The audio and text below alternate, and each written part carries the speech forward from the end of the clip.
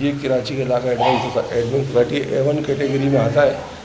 और यहाँ अभी तकरीबन 15 मिनट की बारिश के बाद पोजीशन ये है कि पानी घरों में दाखिल हो गया। और जो देख रहे हैं कि पानी जो है बहुत ही बुरी पोजीशन है। ये घर तकरीबन डूब चुके हैं पानी में।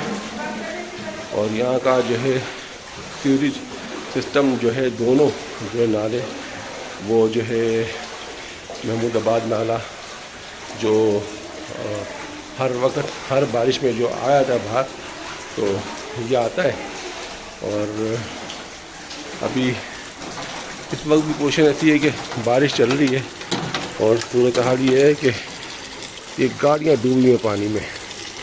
और दूर तक जो है ना यहाँ पर सूरत हाल ये दूर तक जो है पानी नज़र आ रहा है। घरों में दाखिल हो गया पानी दूर तक।